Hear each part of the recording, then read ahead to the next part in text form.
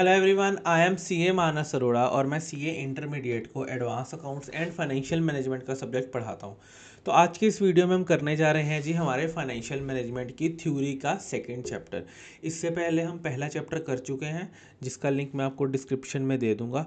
हमारा फोकस ये है कि जो हमारे एग्ज़ाम में थ्योरी आनी है, जो 10 मार्क्स की थ्योरी आनी है, हम उसको भी अच्छे से प्रिपेयर करके जाएं, बट कम से कम एफर्ट में प्रिपेयर करके जाएं। क्योंकि अगर कोई एफएम का क्वेश्चन ऐसा आ जाता है, प्रैक्टिकल क्वेश्चन जो हमको नहीं आता, तो थ्योरी हमको हेल्प करेगी टू सेल थ्रू। ठीक है जी। तो उसी सीरीज़ में अपा करने जा रहे हैं जी हमारा chapter number 2, types of financing. ठीक है जी।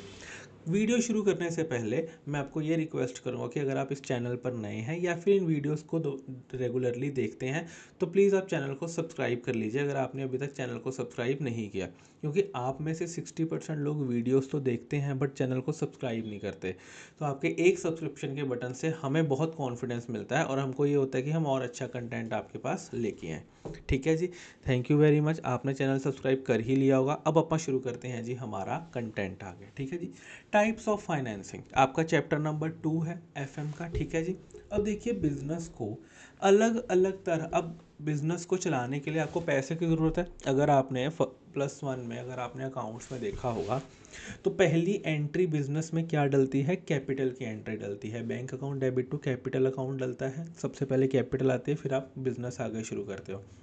ओवर द टाइम भी बहुत तरह के पैसे की ज़रूरत पड़ती है। कभी 2 दिन के लिए चाहिए, कभी 2 घंटे के लिए चाहिए, कभी 2 सालों के लिए चाहिए पैसा।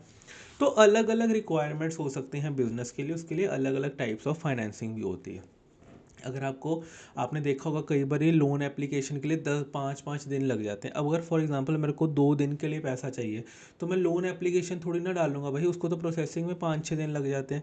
मेरे को 2 घंटे के लिए पैसा चाहिए कि मेरी एक पेमेंट आएगी, जब आएगी मैं तुमको लौटा दूंगा, तो भैया मैं उस लोन एप्लीकेशन के उस रूट से थोड़ी ना जाऊँगा। That is time taking process.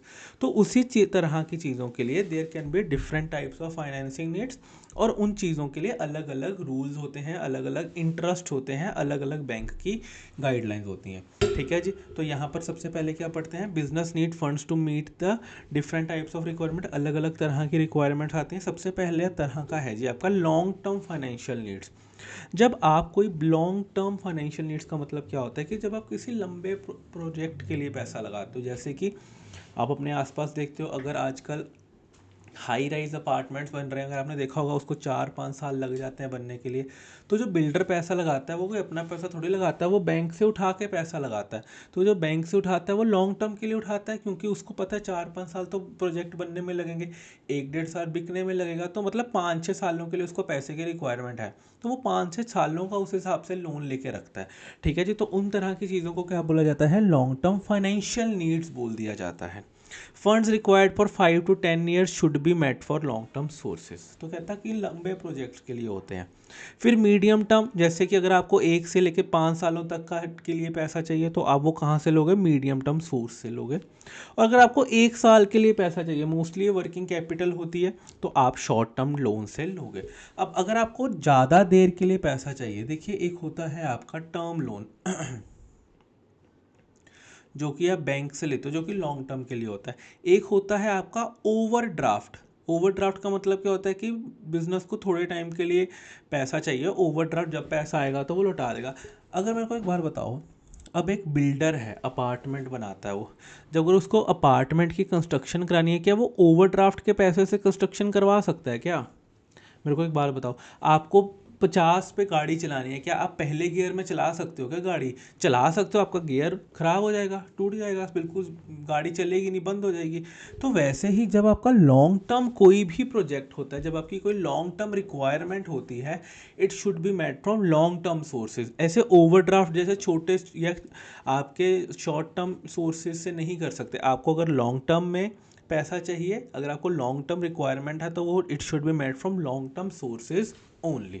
ठीक है जी। तो ये इसका क्रक्स है। अगर आपको मीडियम टर्म के लिए चाहिए तो मीडियम टर्म सोर्सेज से उठाओ, अगर आपको शॉर्ट टर्म के लिए चाहिए तो भैया शॉर्ट टर्म सोर्सेज से पैसा उठाओ। ओके, हो गई जी बात। ठीक है।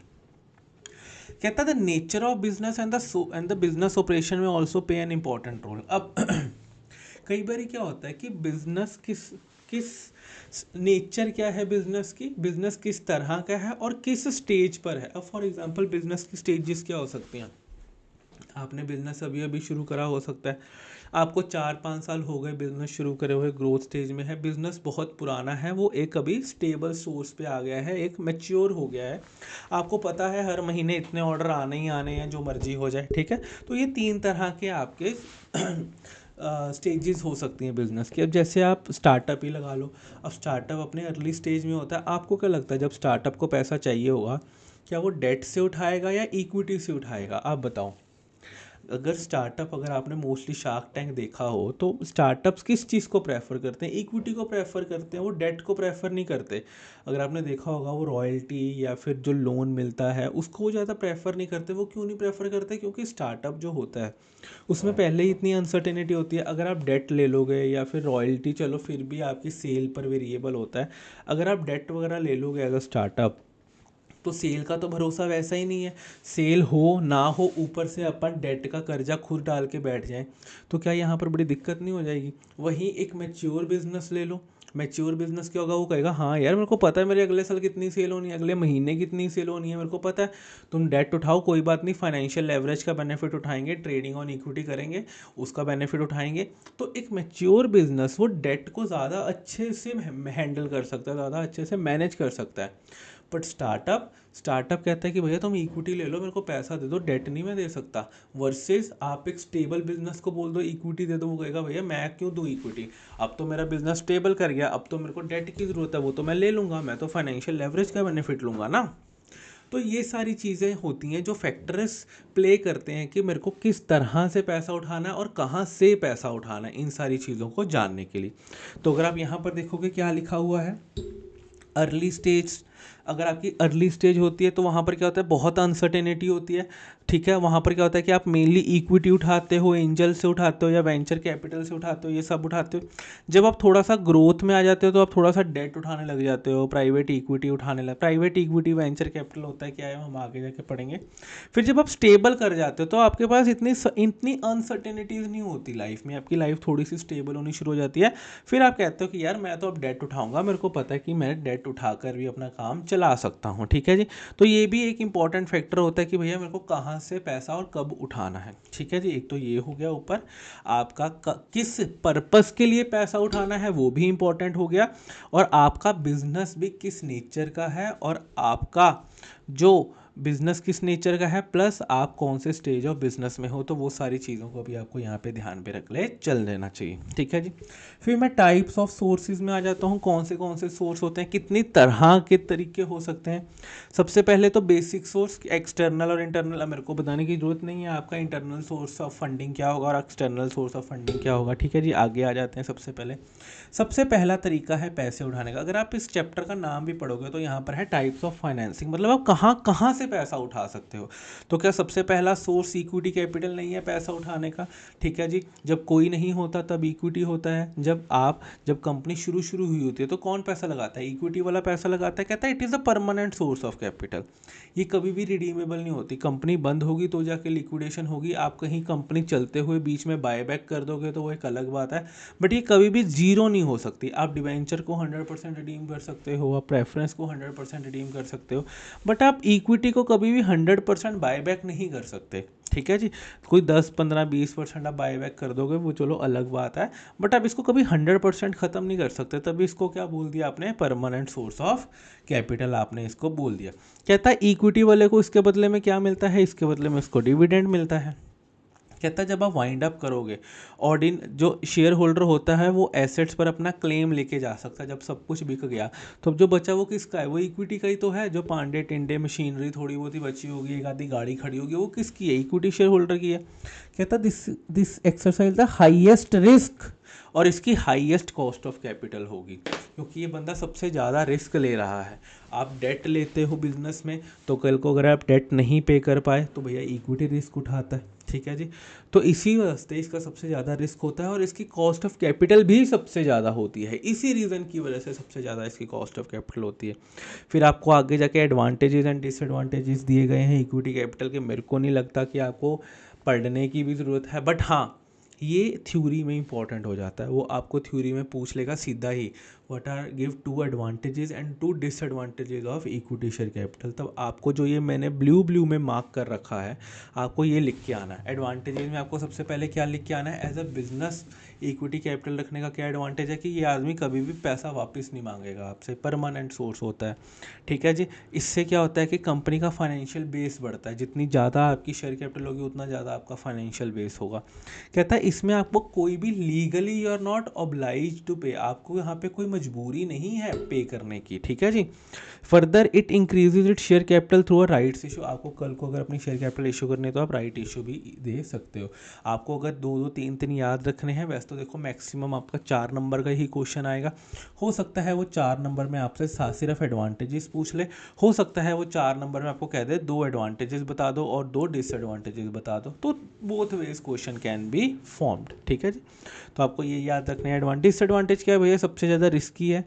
New equity share reduces the earning per share, सबसे ज़्यादा रिस्की क्लास ऑफ इन्वेस्टमेंट है, सबसे ज़्यादा रिस्की बंदा रिस्क लेता है आदमी। फिर कहता है कि जैसे जैसे आप नया इक्विटी शेयर इशू करते जाओगे, आपका जो ईपीएस है वो कम होता जाएगा। आपने 1 लाख का प्रॉफिट कमाया, आपके पास 1000 शेयर्स थे, तो पर पर्सन कितना आ गया आपके पास, 100 रुपये ईपीएस आ गया। ठीक है, पर शेयर 100 रुपये का आ गया आपका। आपने 1 लाख ही प्रॉफिट कमाया, आपके पास 2000 इक्विटी शेयर होल्डर आ गया, आपने 1000 इशू कर दिए, तो क्या आपका ईपीएस 50 नहीं रह गया, 100 से 50 नहीं रह गया। मेरे पास पहले 1 शेयर था तो मैं 100 रुपये कमा लेता था, ईपीएस मेरा 100 रुपये था। अब भी मेरे पास 1 शेयर है क्योंकि नए शेयर होल्डर्स आ गए थे, तो अब मेरी कमाई कितनी रहेगी, सिर्फ 50 रुपये। तो क्या आपका न्यू शेयर इशू करने की वजह से ईपीएस कम नहीं हो जाता? यस। कहता new equity share also reduce the ownership and control, कहता अगर न्यू इक्विटी शेयर आते रहेंगे तो ओनरशिप एंड कंट्रोल भी तो कम होता जाएगा। मेरे पास पहले 30% कंपनी के शेयर थे, अब कंपनी ने नए शेयर इशू किए हैं, तो क्या वो डाइल्यूट नहीं हो जाता कंट्रोल? पहले 2 जने कंट्रोल करते थे, अब 4-5 जने कंट्रोल करने लग गए हैं, तो क्या आपकी शेयर बट नहीं गया? तो वो सारी चीज़ें यहाँ पर आपको डिसएडवांटेजेस में वो बात कर रहा है। ठीक है जी। नेक्स्ट आ जाते हैं प्रेफरेंस शेयर कैपिटल पे। प्रेफरेंस शेयर कैपिटल क्या होता है कि इसको क्या मिलती है, प्रायोरिटी मिलती है इक्विटी शेयर कैपिटल से। ठीक है जी। प्रेफरेंस शेयर्स को प्रायोरिटी होती है इक्विटी शेयर होल्डर्स से। ठीक है, इन द टर्म में 2 तरह की प्रायोरिटी होती है उनको, कौन सी? सबसे पहला तो payment of the fixed amount of dividend. सबसे पहले तो अगर कंपनी ने इक्विटी को डिविडेंड देना है, ठीक है जी, तो ये इंश्योर करना पड़ेगा कि इक्विटी को डिविडेंड देने से पहले यू हैव टू इंश्योर कि आप प्रेफरेंस को डिविडेंड ज़रूर दे दो। ठीक है, अगर आप इक्विटी को डिविडेंड दे रहे हो और प्रेफरेंस को उस साल डिविडेंड नहीं दे रहे, तो आप ये नहीं कर सकते। There is a priority of the preference, सबसे पहला डिविडेंड में। और सेकंड, कल को अगर जब कंपनी बंद होती है तो सबको अपनी शेयर कैपिटल वापस मिलती है, वेंचर वाला अपने पैसे ले जाता है, फिर बाद में बचते हैं प्रेफरेंस और इक्विटी। तो जब जितना भी पैसा बचा, फॉर एग्जांपल प्रेफरेंस वालों की शेयर कैपिटल पड़ी है 100 और इक्विटी वालों की प्रेफरेंस पड़ी कैपिटल पड़ी है 300, बट जो पैसा बचा है वो कितना बचा है, 250 बचा है।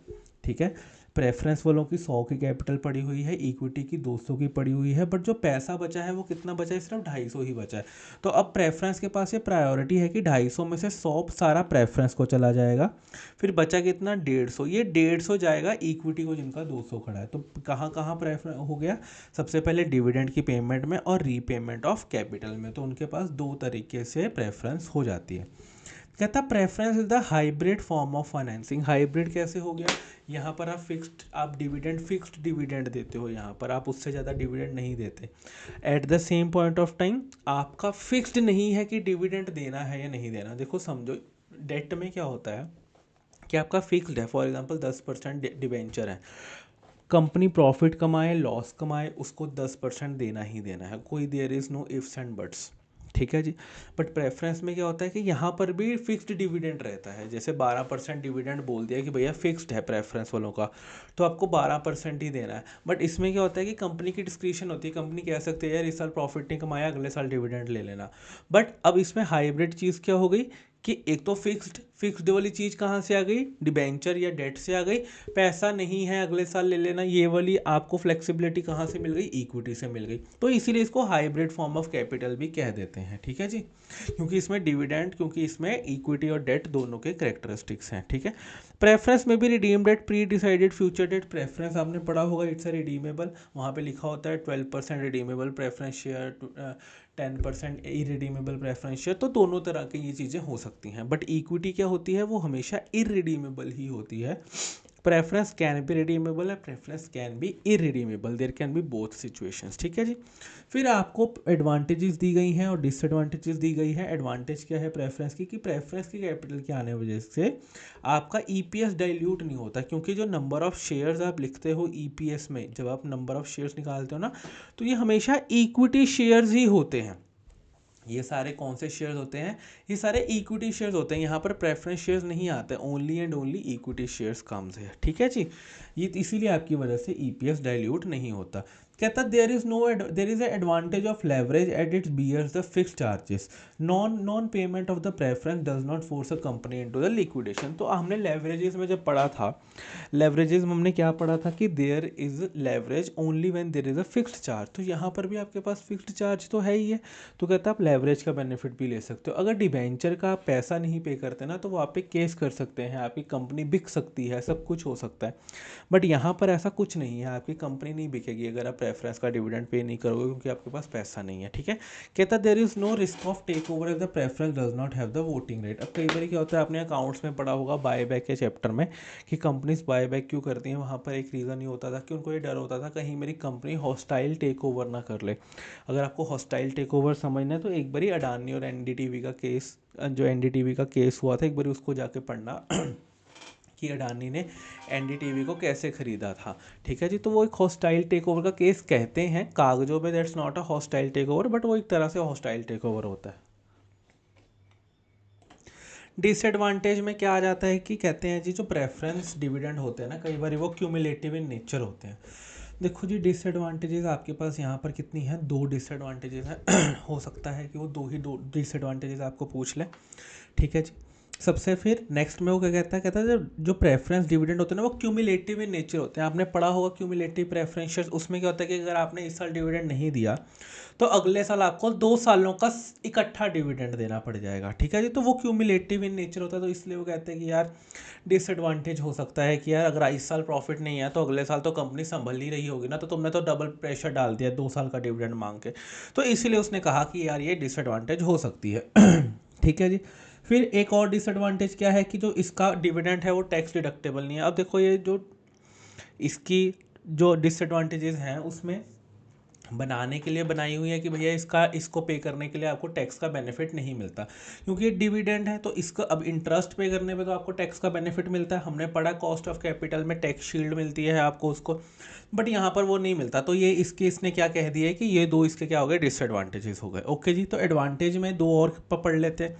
कहता है जब प्रेफरेंस डिविडेंड ना फिक्स्ड है, कोई टेंशन वाली बात नहीं है, उसको पता है कि भैया 12% दिया, उसका मुंह बंद हो गया, अब बात खत्म हो गई नेक्स्ट लास्ट वो कहता है there is no risk of take over. तो ये तो आप पढ़ चुके हैं कि भैया हॉस्टाइल टेक ओवर का डर होता नहीं है। तो ये इसके आपके एडवांटेजेस और डिसएडवांटेजेस की वो यहाँ पे बात कर रहा है, ठीक है जी।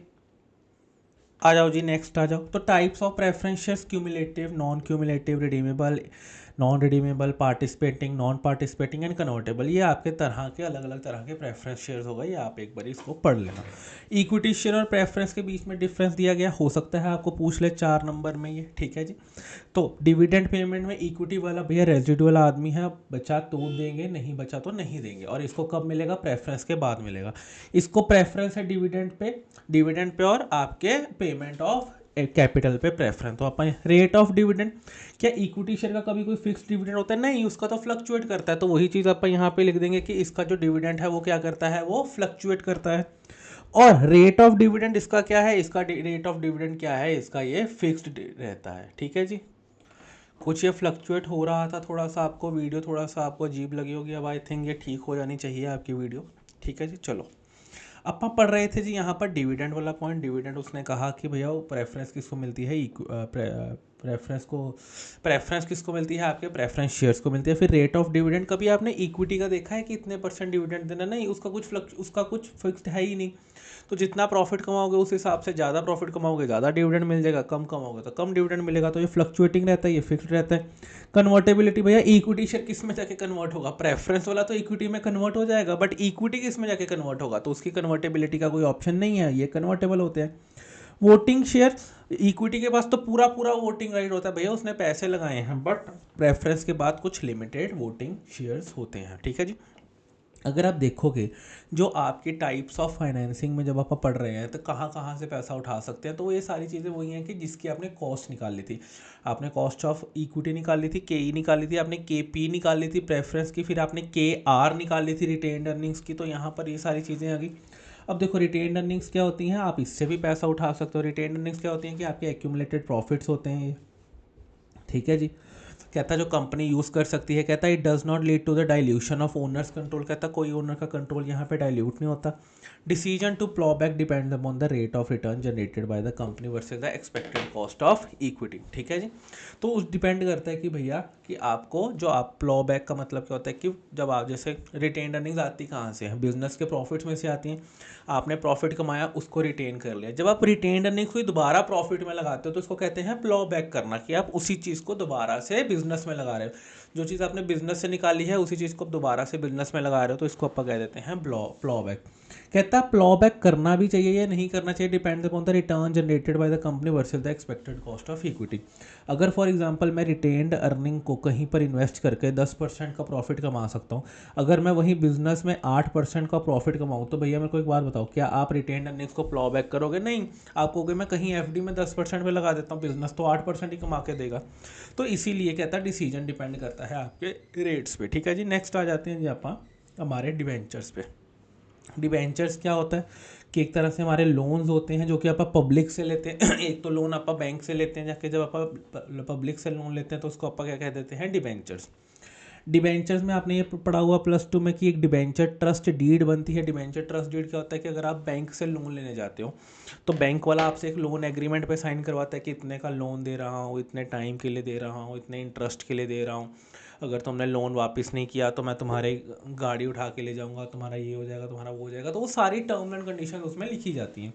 तो डिवेंचर ट्रस्ट डीड भी क्या होता है कि जब आप पब्लिक को डिवेंचर इशू करते हो तो पब्लिक में और आपके बीच में भी जो एग्रीमेंट होता है उसको बोल दिया जाता है डिवेंचर ट्रस्ट डीड, ठीक है जी। और उनका एक आपका डिवेंचर ट्रस्टी भी होता है जो कि इंश्योर करता है कि भैया सब कुछ एज पर कॉन्ट्रैक्ट हो रहा है या फिर नहीं हो रहा, कहते हैं, ठीक है जी। नेक्स्ट आ जाएगा debentures can be secured, unsecured, listed और अनलिस्टेड।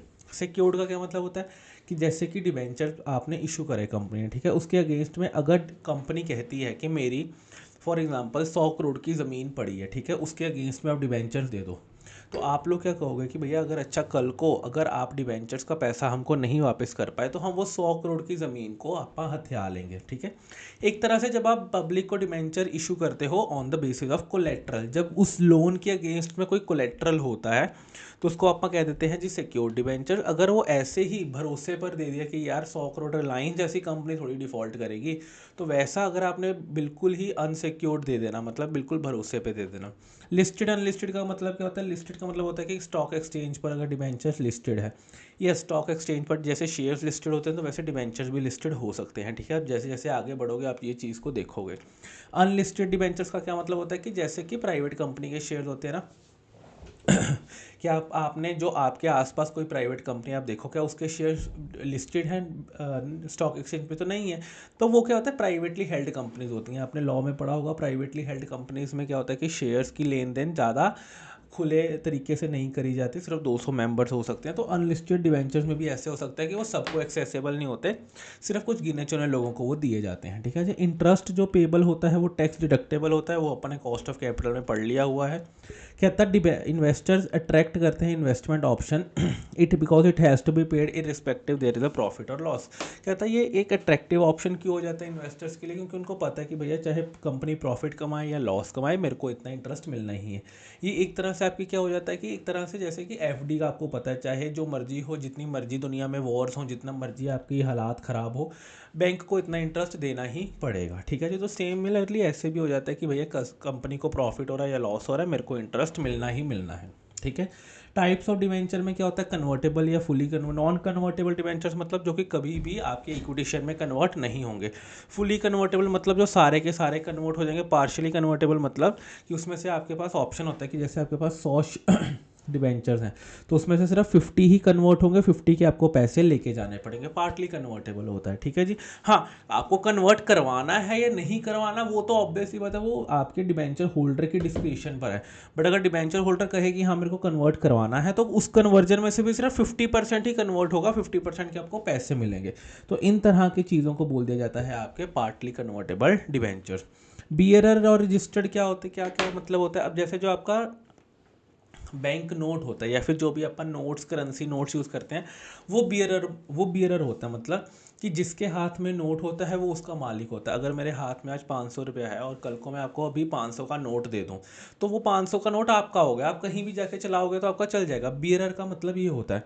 रजिस्टर्ड का मतलब क्या होता है अगर मैं आपको चेक देता हूँ एक बना के, ठीक है, उसमें लिखा हुआ है पे टू मानस ओनली, वहाँ पे लिखा होता है कि ये जो चेक है ये सिर्फ मानस को पे होगा। जब आप ये चेक बैंक में जाके लगाओगे ना तो आपको पैसे नहीं मिलेंगे, क्योंकि वो मेरे नाम का चेक है भाई, वो सिर्फ मेरे को पैसे मिलेंगे और किसी को पैसे नहीं मिलेंगे। इसका मतलब हो गया कि वो क्या हो गया, वो रजिस्टर्ड हो गया। बियरर क्या होता है, आपने +2+ आई थिंक फाउंडेशन में नेगोशिएबल इंस्ट्रूमेंट एक्ट पढ़ा है ना, तो उसमें क्या होता था, जैसे बियरर इंस्ट्रूमेंट क्या होता था कि कोई भी जाके इन कैश करवा ले, ठीक है। बट रजिस्टर्ड क्या होता था कि जिसका नाम लिखा है सिर्फ वही करवा सकता है। तो डिबेंचर्स में भी ऐसा होता है कि कई बार डिबेंचर्स पर नाम लिखा होता है कि फलाना फलाने को ये डिबेंचर मैंने दे दिया, तो उस वही वही इसकी रिपेमेंट ले सकता है। जैसे मेरे को आज रिलायंस का डिबेंचर मिला, उस पर कुछ नहीं लिखा, उस पर ये लिखा है कि 10 रुपये का रिलायंस का डिबेंचर है, ठीक है, उस पर मेरा नाम नहीं लिखा हुआ। अगर फॉर एग्जांपल वो मैं डिबेंचर आपको दे देता हूँ तो आप रिलायंस से जाके अपनी रीपेमेंट ले आना, मेरे को कोई लेना देना नहीं है। बट अगर उसमें रिलायंस के डिबेंचर ने लिख के दिया है कि ये डिबेंचर मानस अरोड़ा का डिबेंचर है, तो चाहे मैं वो आपको भी दे दूँ डिबेंचर, आप रिलायंस से जाके रीपेमेंट नहीं लेके आ सकते। तो ये भी एक तरह का डिबेंचर होता है, रजिस्टर्ड और बियरर। मॉर्टगेज मॉर्टगेज का मतलब क्या होता है कि जिसके अगेंस्ट में आपने या फिर कोई अपना सिक्योरिटी रखी हो या कोलेट्रल रखा हो। नेकेड और सिंपल मतलब अनसिक्योर्ड डिबेंचर। रिडीमेबल और इरिडीमेबल का मतलब तो आपको पता ही है कि जो रिडीम हो जाए और जो ना रिडीम हो, ठीक है जी। एडवांटेजेस और डिसएडवांटेजेस, यहाँ पर मैंने गलती से प्रेफरेंस शेयर लिखा हुआ है, इसको काट कर आप कर लो जी डिबेंचर्स, और इसको भी काट के आप डिबेंचर्स कर लो। तो यहाँ पे आपको डिबेंचर्स के एडवांटेजेस और डिसएडवांटेजेस दिए हुए हैं, जो मैंने आपको यहाँ पर ब्लू में मार्क करके दिया हुआ है, बस आपको यही पढ़ना है और आपको कुछ नहीं पढ़ना। पेपर में ये आपको आ सकते हैं, ठीक है जी। नेक्स्ट चल लेते हैं। नेक्स्ट प्रेफरेंस और डिबेंचर का आपको डिफरेंस दिया गया है। जैसे पहले प्रेफरेंस और इक्विटी का डिफरेंस दिया गया था, तो यहाँ पर भी प्रेफरेंस और डिबेंचर का आपको डिफरेंस दिया गया। प्रेफरेंस में वो क्या कहता है ये एक स्पेशल तरह का शेयर होता है। ओनरशिप ये है शेयर ही, कंपनी का एक तरह से मालिक होता है। जैसे कि अब देखो आपके आपके शेयर होल्डर्स कौन है, आपके शेयर होल्डर्स आपके मॉम डैड हैं, क्योंकि उन्होंने जो भी आप अभी पढ़ रहे हो किसके पैसे से पढ़ रहे हो, इक्विटी शेयर होल्डर्स के पैसे से पढ़ रहे हो, तो उन्होंने आपको शेयर होल्डर फंड दिया हुआ है तभी आप पढ़ पा रहे हो। प्रेफरेंस कौन होते हैं, आपके ताया जी और चाचा जी, ठीक है जी। मतलब कि हैं तो अब आपके फैमिली वाले तो कहलाते हैं ना, डिपेंडिंग अपॉन कि आपका उनके साथ रिलेशन क्या है कैसा नहीं है, बट कायदे से तो हैं आपके फैमिली वाले। बट क्या उनका बहुत ज़्यादा से है आप में, हाँ उनकी एक बारी बात सुन ली जाती है कि हाँ ठीक है यार कुछ बोल रहे हैं चलो सुन लो, बट ये तो नहीं है कि उन्हीं के बेसिस पर सब कुछ हो रहा है, ऐसा तो कुछ नहीं होता। तो वैसे ही शेयर होल्डर आपके कौन होते हैं, आपके मदर फादर। प्रेफरेंस शेयर कौन होते हैं, आपके ताया चाचा जी वगैरह, जो आपके घर वाले ताया चाचा बुआ जो आपके घर में होते हैं, तो वो सारे आपके क्या होते हैं, प्रेफरेंस शेयर होल्डर होते हैं। कहता है ये शेयर होल्डर ही हैं बट थोड़े स्पेशल टाइप के हैं, उनकी ओनरशिप होती है। बट डिबेंचर वाले कौन होते हैं, डिबेंचर वाले तो बाहर वाले होते हैं, भैया उन्होंने पैसा दिया वो अपना इंटरेस्ट लेके जाते हैं, उनको आपकी कंपनी की ओनरशिप से कोई लेना देना नहीं होता। पेमेंट ऑफ डिविडेंड और इंटरेस्ट कहता है प्रेफरेंस वालों को ज़्यादा से ज़्यादा आप क्या दे सकते हो, आप क्यूमुलेटिव प्रेफरेंस शेयर दे सकते हो कि भैया तुमको हमेशा पैसा मिलेगा ही मिलेगा, चाहे जो मर्जी हो जाए। सॉरी आपको पैसा मिल जाएगा जब भी प्रॉफिट होगा और इक्विटी से पहले मिलेगा, इतनी का एश्योरेंस आप उनको दे सकते हो। बट डिबेंचर वालों को उनको तो देना ही देना है, प्रॉफिट है लॉस है जो मर्जी आपको उतना देना ही देना। नेचर क्या है, ये एक तरह से आपका हाइब्रिड मॉडल होता है जहाँ पर इक्विटी और डेट का कॉम्बिनेशन हो जाता है। कहता है ये तो प्योर एंड प्योर आपका डेट का ही मॉडल चलता है यहाँ पर, ठीक है जी। यहाँ तक हो गया आपका डेट वाला। नेक्स्ट में आ जाते हैं जी हमारे बॉन्ड्स। बॉन्ड्स क्या होते हैं, बॉन्ड्स बिल्कुल डिवेंचर जैसे ही होते हैं, जैसे कि आपके जैसे कंपनी डिबेंचर्स इशू करती है वैसे ही कंपनी बॉन्ड्स भी इशू करती है। बॉन्ड्स इशुएंस में भी क्या होता है कि सेम वही इंटरेस्ट मिलता है, सेम सब कुछ होता है। पैसा आपने प्रॉफिट कमाया नहीं कमाया वो सब कुछ क्या होता है कि वो सारा बॉन्ड्स में भी होता है। डिबेंचर, बॉन्ड और लोन में क्या फ़र्क होता है? लोन आपको मिलता है फाइनेंशियल इंस्टीट्यूशन से, बैंक से, एनबीएफसी से। डिबेंचर और बॉन्ड्स आप किसको इशू करते हो? आप पब्लिक को इशू करते हो। तो सर डिबेंचर और बॉन्ड्स में क्या फ़र्क हो गया? कुछ टर्म्स का फ़र्क होता है। जैसे कि आपके अब देखो यहाँ पर टाइप्स ऑफ, आपके यहाँ पे टाइप्स ऑफ डिबेंचर क्या थे, ये तरह के थे। यहाँ पर टाइप्स ऑफ बॉन्ड्स में देखो क्या है, based on the call by other bonds. Call का क्या मतलब होता है? कई बार यहाँ पर देखिए, बड़े ध्यान से देखना है, यहाँ पर हमको थोड़ा सा कंसेप्ट हो सकता है ये आपके लिए नया हो। Bonds on the basis of call, callable based on the call का क्या मतलब होता है? थोड़ा सा यूनिक कंसेप्ट होता है, इसको बड़े ध्यान से देखेंगे।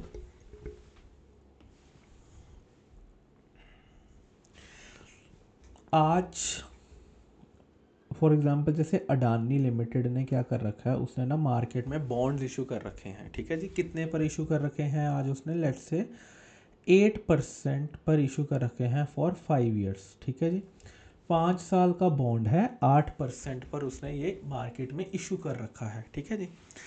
क्योंकि उसने 8% पर आज क्यों इशू किया? क्योंकि मार्केट में यही रेट चल रहा था और इन्वेस्टर ने भी खरीद लिया।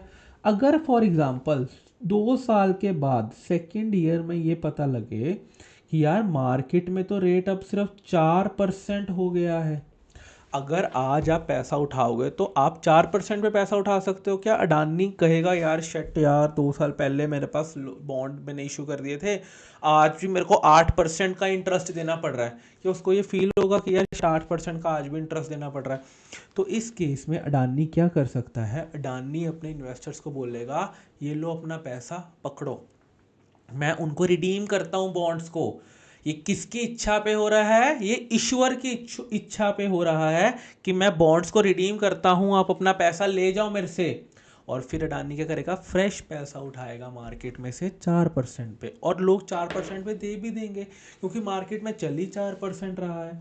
तो इस तरह के बॉन्ड्स को बोला जाता है क्या? कॉलेबल बॉन्ड, जिसमें क्या होता है कि issuer has the right to redeem the bonds before the maturity. इसमें उसके पास ऑप्शन होता है कि वो मेच्योरिटी से पहले ही अपने बॉन्ड्स को वापस रिडीम कर पाए, ठीक है जी। सेकंड एग्जांपल ले लेते हैं। सेम अडानी ने 8% पे, जैसे मेरे पास अडानी के बॉन्ड्स हैं फॉर एग्जांपल, मैंने 8% पे लिए हुए हैं। मेरे को ये कि चलो 8% का इंटरेस्ट हर साल आता रहेगा 5 सालों तक। दूसरे साल में क्या हुआ, मेरे को ये पता लगा यार मार्केट में तो आज 12% का इंटरेस्ट चल रहा है, और मैं सोची जा रहा हूँ मेरे दोस्त ने आज बॉन्ड्स खरीदते हैं और वो 12% का इंटरेस्ट कमा रहा है और मैं 8 का ही कमाई जा रहा हूँ। मैं क्या करूँगा? मैं अडानी को कहूँगा ये ले वापस ले जा भाई अपने 12% के बॉन्ड्स, मेरे को मेरा पैसा वापस दे दो, और ये 8% के जो तुम्हारे बॉन्ड्स हैं ना, ये वापस ले जाओ और मेरे को मेरा पैसा वापस दे दो। उस केस में क्या होगा? क्या इन्वेस्टर के पास ऑप्शन है कि वो बॉन्ड्स को सेल कर सकता है कंपनी के पास बिफोर द मैच्योरिटी? ठीक है, तो इन तरह के बॉन्ड्स को क्या बोला जाता है? Puttable bonds. क्या बोल दिया जाता है इनको? पुटेबल। कॉलेबल बॉन्ड्स क्या होते हैं? जहां पर इश्यूअर के पास ऑप्शन होता है कि वो रिडीम कर दे बिफोर मेच्योरिटी। पुटेबल बॉन्ड्स का क्या मतलब होता है? जहां पर इन्वेस्टर के पास ऑप्शन होता है कि वो अपने बॉन्ड्स को सेल कर दे to the company before maturity. Okay, हो गई जी बात, ठीक है जी, चल सकते हैं जी आगे। यस, तो टाइप्स ऑफ बॉन्ड में सबसे पहला आ गया on the basis of call. Now second में आ गया अदर बॉन्ड्स में आ गया जी आपका foreign bond and Indian bonds, ठीक है जी। ओके है जी बात। फॉरेन बॉन्ड्स में आ जाते हैं। फॉरेन बॉन्ड में सबसे पहला क्या होता है? कहता है फॉरेन करेंसी कन्वर्टेबल बॉन्ड्स। इसका क्या मतलब होता है कि आपका, कहता है इसमें क्या होता है कि this bond comes with the very low of interest, इसमें बहुत कम इंटरेस्ट होता है। अब इसमें क्या होता है कि जो आपने बॉन्ड्स वगैरह फॉरेन के बॉन्ड हैं, देखो दो तरह के बॉन्ड्स हो गए आपके, एक तो कॉलेबल, एक तो कॉल के बेस पर हो गया, एक अदर हो गया। अब फॉरेन बॉन्ड्स, जो भी फॉरेन बॉन्ड्स होते हैं ये क्या होते हैं कि ये जैसे अपन लोग इंडिया में रहते हैं तो इंडिया के बाहर वाले जो भी जितनी भी करेंसीज में इशू होंगे उनको अपन क्या बोल देंगे जी? फॉरेन बॉन्ड्स बोल देंगे। हाँ जी, तो फॉरेन करेंसी बॉन्ड की अपन बात कर रहे थे जी। उसमें इसमें क्या होता था जी? जो आपका फॉरेन करेंसी कन्वर्टेबल बॉन्ड होता है, इसमें क्या होता है कि अगर आप इंडिया में बैठे हो, अगर आपको यूएसए में पैसा चाहिए, यूएस डॉलर्स में पैसा चाहिए। सर ऐसे कैसे हमको यूएस डॉलर्स में पैसा क्यों चाहिए? अब देखिए आपने जापान कंट्री का नाम सुना होगा। इंडिया में अगर आपको लोन लेना होता है ना तो आपको बैंक वाले को इंटरेस्ट पे करना पड़ता है सर, ये तो नॉर्मल सी बात है, इसमें क्या है।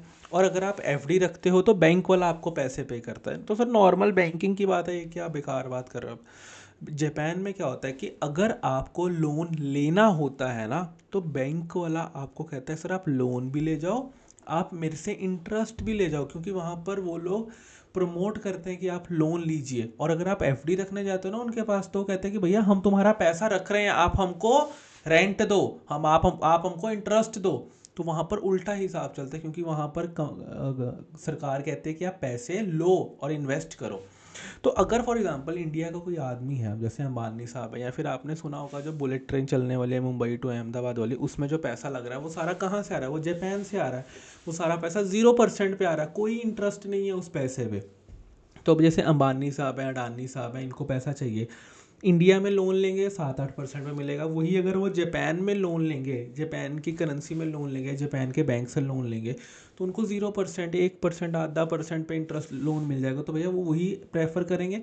तो सिमिलरली इंडिया में बैठे हुए आदमी को अगर बाहर से लोन लेना है तो उनके लिए क्या यूज़ होते हैं, फॉरेन करेंसी कन्वर्टेबल बॉन्ड्स। तो वो बाहर, तो वो लोग क्या करेंगे, इंडिया की कंपनी जापान में जाके अपने बॉन्ड इशू करेगी और जैपनीज़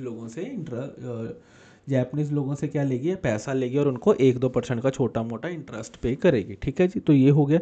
नेक्स्ट आ जाओ जी प्लेन वनीला बॉन्ड्स में। इसमें क्या होता है, प्लेन वनीला बॉन्ड्स का मतलब क्या होता है कि देखो आपने अभी ऊपर जाके बॉन्ड्स पढ़े, कॉलेबल बॉन्ड्स, पुटेबल बॉन्ड्स, ये सारे आपने बॉन्ड्स पढ़े हैं। ठीक है, प्लेन वनीला का मतलब क्या होता है कि ये बड़े सिंपल, नाम से ही ये बताता है प्लेन वनीला। आप कहते हैं ना ये तो प्लेन वनीला जैसी सड़क है, इस पर तो मज़ा आ जाएगा गाड़ी चला के, तो मतलब साफ़ सुथरी, कोई दिक्कत परेशानी नहीं है। अब जब आप कॉलेबल या पुटेबल बॉन्ड इशू करते हो तो धक धक कंपनी के भी दिल में होती रहती है, धक धक आपके दिल में भी होती रहती है। आपको होता है कि कहीं कंपनी कह ना दे कि भैया मेरे को मेरा आप अपने बॉन्ड्स ले जाओ, पैसा वापस कर दो, यार ये सारी चीज़ें आपके दिमाग में भी चलती रहेंगी और कंपनी के भी। बट प्लेन वनीला में क्या होता है, कुछ नहीं होता। 5 साल के लिए बॉन्ड इशू हुआ है, 5 साल आपने आज पैसा दिया, 5 साल तक आपको इंटरेस्ट मिलता जाएगा और 5 साल के बाद आपको प्रिंसिपल आपका वापस हो जाएगा। देर आर नो ऑप्शन, उसमें कोई ऑप्शन ही नहीं है। ठीक है जी, तो प्लेन वनीला बॉन्ड ये होते हैं कि जो बिल्कुल सिंपल, जैसे जैसे बॉन्ड्स का मतलब आपने समझा हुआ है वैसे ही बॉन्ड होते हैं। फिर आ जाता है जी आपका कन्वर्टेबल फ्लोटिंग रेट नोट्स। इसमें क्या होता है, आपने शेयर वॉरेंट्स का नाम सुना है, शेयर ऑप्शंस का नाम सुना है, हम ने पढ़ा है इसको अकाउंट्स में तो उसमें क्या होता था कि शेयर वॉरेंट्स में या शेयर ऑप्शंस में क्या होता है कि आपके पास ऑप्शन होता है कि आप इस, जैसे ये एक कागज़ है, ठीक है जी, ये एक कागज़ में आपको उसने बोला कि यार ये कागज़ मेरे से ले जाओ और जब आपका मन करेगा इस कागज़ को आप शेयर्स में कन्वर्ट कर लेना। हमने कहा ठीक है चलो, थैंक यू वेरी मच। क्या मैंने ये कागज़ दिया है, मैंने शेयर तो नहीं दिया, नहीं शेयर तो नहीं दिया, ये एक ऑप्शन दिया है कि आप शेयर में कन्वर्ट कर लेना। जब मैं कन्वर्टेबल रेट बॉन्ड्स देता हूँ तो मैं यहाँ पर ना बॉन्ड्स नहीं इशू कर रहा, यहाँ पर मैं एक ऑप्शन दे रहा हूँ सामने वाले को कि अगर आप चाहो तो आगे जाकर इस नोट को, इसको क्या बोलते हैं, नोट, जैसे कि आपके शेयर में जो कन्वर्ट होता है उसको क्या बोलते हैं, ऑप्शंस वारंट्स बोलते हैं, तो इसको बोलते हैं नोट्स। तो मैंने उसको कहा कि ये नोट को आप चाहे आगे जाकर अपने बॉन्ड्स में कन्वर्ट कर लेना। ठीक है जी, तो convertible FRN is issued by giving its holder an option to convert it into the long term security with a specified coupon. तो इसमें क्या होता है कि उसको ये ऑप्शन दिया जाता है कि आप चाहे इसको जाके आगे जाके बॉन्ड्स में कन्वर्ट कर लेना। कहता है it helps the investor to protect against the interest rate, falling interest rate.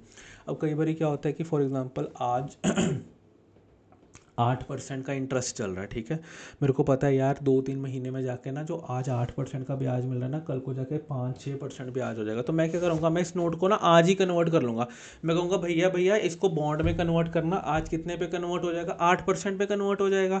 अब इससे क्या होगा कि मेरे को आगे आने वाला पता है कि यार अगर मैंने कहीं फ्यूचर में जाके इसको बॉन्ड को कन्वर्ट करवाया तो मेरे को 5-6% पर मेरा 5-6% पर मेरे को मेरा बॉन्ड मिलेगा जो कि फॉलिंग इंटरेस्ट रेट पे होगा। तो इससे अच्छा कि मैं इसको आज ही कन्वर्ट करवा लेता हूँ, मेरे को पता लगे कि यार इंटरेस्ट रेट कम होने वाला है तो मैं आज ही कन्वर्ट करवा लेता हूँ। ठीक है जी, तो ये होते हैं आपके कन्वर्टेबल बॉन्ड्स। नेक्स्ट क्या होते हैं, ड्रॉप लॉक बॉन्ड। ये डिफरेंट तरह के आपके कन्वर्टेबल नोट्स होते हैं। इसमें क्या होता है कि आपको ना आपको ये नोट ही मिला है, बट इस नोट के साथ आपको एक चीज़ बोल दी कि आपका जो इंटरेस्ट रेट है ना बॉन्ड पे, वो कम से कम 4% रहेगा। चाहे जितना मर्जी इंटरेस्ट कम हो जाए, 1% हो जाए, 2% हो जाए, अगर आप कहीं इसको कन्वर्ट करवाना रह गया आपसे, आपको फिर भी 4% का इंटरेस्ट रेट तो मैं दूंगा ही दूंगा। फॉर एग्जांपल मेरे पास ये नोट था, मैं कहीं काम पे उलझा रहा, आज जब मैंने देखा कि यार इसको कन्वर्ट करवा लेता हूँ, तो मेरे को पता लगा कि ये तो 2% पे इंटरेस्ट रेट चल रहा है। मैंने कहा हो यार ये क्या हो गया। बट ड्रॉप लॉग बॉन्ड में क्या होगा, जब मैं इसको कन्वर्ट करवाऊंगा तो मेरे को मिनिमम टू मिनिमम 4% का इंटरेस्ट रेट मिलेगा ही मिलेगा। यहाँ पर क्या है, convert into the fixed rate bond, कहता है यहाँ पर आपको एक फिक्स्ड रेट का दे दिया जो कि 4% है, कि यार इससे नीचे तो आपको इंटरेस्ट रेट नहीं दूंगा मैं।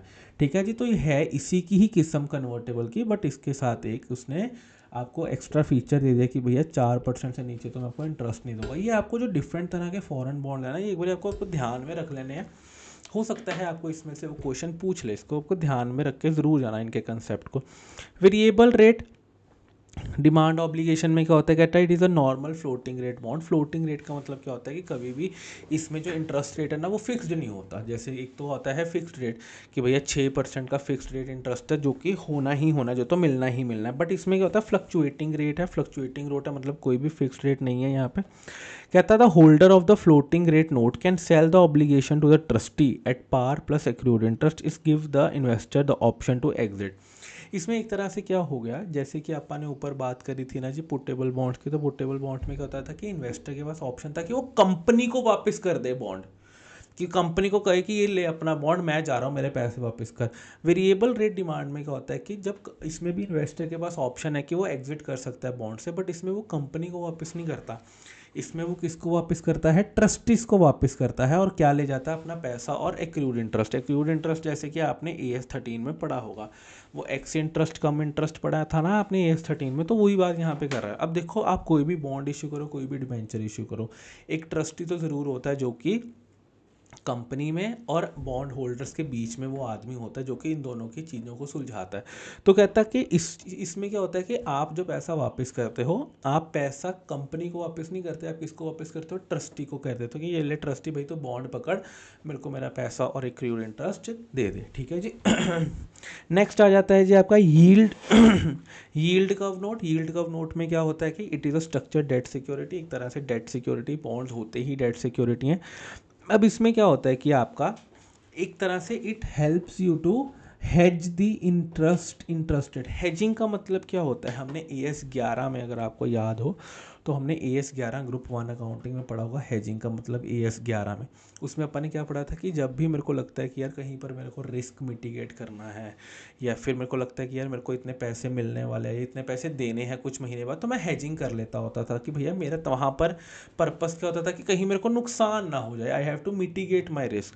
तो यील्ड कर्व नोट्स में भी क्या होता है कि जब this helps me to hedge the interest rate. अब जैसे मेरे को कई बार क्या लगता है कि यार इंटरेस्ट रेट कम होने वाला है। अब आपने कई बार सुना होगा, आई थिंक आपने तो कई बार नहीं सुना, और आपने तो नहीं सुना होगा कि गोल्ड, अब जैसे कि US की सिक्योरिटीज़ हैं, जैसे इंडिया की गवर्नमेंट ने भी सिक्योरिटीज़ इशू की होती है ना मार्केट में, तो वैसे ही US गवर्नमेंट ने भी क्या ना बॉन्ड्स इशू किए होते हैं मार्केट में। अगर US गवर्नमेंट आज 2% का इंटरेस्ट देती है ना उन US पे, अगर वो ये इंटरेस्ट रेट कल को बढ़ाकर 3% कर दे, आज वो 2% का इंटरेस्ट दे रही है, कल को वो 3% दे दे, तो आपको पता है गोल्ड का रेट कम हो जाएगा, गोल्ड रेट गिर जाएगा। हैं सर ऐसे कैसे, ये इसमें क्या होता है कि इन्वेस्टर क्या करता है, वो गोल्ड से पैसा निकाल कर US के बॉन्ड्स में लगाना शुरू कर देता है। वो कहता है यार वाह 2 की बजाय 3% मिल रहा है, और ये क्या है, ये इंटरेस्ट, ये रिस्क फ्री रिटर्न मिल रहा है उसको 3%। तो वो क्या करता है, वो गोल्ड में से इक्विटी शेयर्स में, आपने देखा होगा कि जब भी इंटरेस्ट रेट बढ़ता है US में तो स्टॉक मार्केट इंडिया की गिर जाती है। तो जो बाहर के लोग होते हैं वो क्या करते हैं कि भैया स्टॉक मार्केट से पैसा निकालो, एक सेफ जगह जहाँ पर आपको 3% मिल रहा है वहाँ जाके पैसा लगाओ। तो अब यहाँ पर क्या हुआ, अब आपने खुद देखा कि इंटरेस्ट रेट बढ़ने की वजह से बहुत सारी चीज़ों में फ़र्क आ गया। तो ये सारी चीज़ों को हेल्प करने के लिए आप हेज करते हैं। ज़्यादा इंपॉर्टेंट नहीं है, सिर्फ एक बार इस चीज़ को पढ़ के ज़रूर चले जाना यील्ड कर्व नोट को। बस यहाँ पर ये ज़रूर रखना कि ये हेजिंग करने के काम आता है, और ये जब yield increases when the interest rate declines. ये चीज़ को ज़रूर ध्यान में एक बार आप रख जाना, ठीक है जी। It also works like an inverse floater, ठीक है। नाउ यूरो बॉन्ड की बात कर लेते हैं। सबसे पहले तो यूरो, आपने सुना होगा जो यूरो होता है ये आपके यूरोप की करेंसी होती है। पर अगर मैं आपको बता दूं तो यूरो बॉन्ड्स का मतलब क्या हो गया कि जो यूरो में इशू होते हैं या जो यूरोपियन कंट्रीज इशू करती हैं या यूरोपियन कंपनीज जो इशू करती हैं, तो इनमें से कुछ भी नहीं है। यहाँ पर यूरो का मतलब ये नहीं है कि ये सिर्फ यूरोप से ही रिलेटेड है, ऐसा कुछ नहीं है। ये सिर्फ एक नाम देने के लिए नाम दे दिया है, इसका कोई लेना देना नहीं है, ठीक है जी। अब फॉर एग्जांपल जैसे कि कहता कि अब ब्रिटिश कंपनी में issue a euro bond in Germany denominated in US dollar. अब देखो यहाँ पर तीनों चीज़ें आ गई, ठीक है। कई बार क्या होता है जैसे इंडिया में आपकी एचयूएल काम करती है। एचयूएल क्या है, एक ब्रिटिश कंपनी है, वो एक यूएस की कंपनी है। चाहे उसमें हिंदुस्तान यूनिलीवर लिखा है, उस कंपनी का नाम है, तो पाकिस्तान में उस कंपनी का नाम पता है क्या है, पाकिस्तान यूनिलीवर, ठीक है। तो वो हर कंट्री में जहाँ पे जाती है उसके नाम का वो आगे लगा के यूनिलीवर लास्ट में लिख देती है। तो यूनिलीवर कंपनी की बात कर लेते हैं, वो ब्रिटिश कंपनी है। कहाँ पर ऑपरेट करती है, इंडिया में ऑपरेट करती है। अगर उसको जापान से पैसा उठाना है तो वो क्या करेगा कि इंडिया की एचयूएल ने जापान में जाकर यूएस डॉलर्स में पैसा उठाया। मतलब इसमें क्या होता है, ये किस तरह के बॉन्ड्स होते हैं, कहता है दैट आर इशूड और traded in a country using the currency other than the one in which the bond is denominated. मतलब कि वो जिस कंट्री में जाकर वो इशू हो रही है, जैसे कि एचयूएल ने जापान में जाकर पैसा इशू करा। अब जापान की करेंसी क्या है, येन है वहाँ की करेंसी, ठीक है जी। तो वहाँ पर अगर आपको जापान में पैसा उठाना था तो आपको कहाँ पर किस में डिनोमिनेट करना चाहिए था, येन में करना चाहिए था। बट एचयूएल ने क्या किया, उसको डॉलर में डिनोमिनेट कर दिया। कहाँ पर डिनोमिनेट कर दिया, उसको डॉलर में डिनोमिनेट कर दिया। एक ब्रिटिश कंपनी जो कि जापान में पैसा उठा रही है जाकर, और किस में पैसा उठा रही है, यूएस डॉलर में पैसा उठा रही है। तो ये सारी चीज़ों क्या हो गई, तो इस तरह के बॉन्ड को क्या बोल दिया जाता है जी, यूरो बॉन्ड्स बोल दिया जाता है। ये वाले एग्जाम्पल को याद रखना, आपको हेल्प करेगा ये याद रखने के लिए। और यहाँ पर लिखा भी है it has nothing to do with the euro prefix, ठीक है जी। ओके हो गई, चलो जी आगे आ जाओ जी। Emerging market bonds. Emerging market bonds क्या होते हैं कि जो कि डेवलपिंग कंट्रीज इशू करती हैं। जैसे कि इंडिया एक डेवलपिंग करेंसी है, कंट्री है, तो वो लोग जो बॉन्ड इशू करते हैं उनको बोल दिया जाता है इमर्जिंग बॉन्ड्स, मार्केट बॉन्ड्स, ठीक है। इनमें क्या होता है कि ज़्यादा इंटरेस्ट देते हैं। देखो यूएसए की जो कंट्री है वो 2-3% का इंटरेस्ट देकर अपना काम चला लेती है। बट इंडिया में अगर सरकार को कोई बॉन्ड इशू करना है तो वो 6-7% इंटरेस्ट देगी, क्योंकि वो डेवलपिंग कंट्री है और उसको पैसे की ज़्यादा नीड है, उसको ज़्यादा इंफ्रास्ट्रक्चर में पैसा लगाना है। और अगर जितना कॉन्फिडेंस लोगों को यूएसए की सरकार पर है उससे कम कॉन्फिडेंस इंडियन सरकार पर है।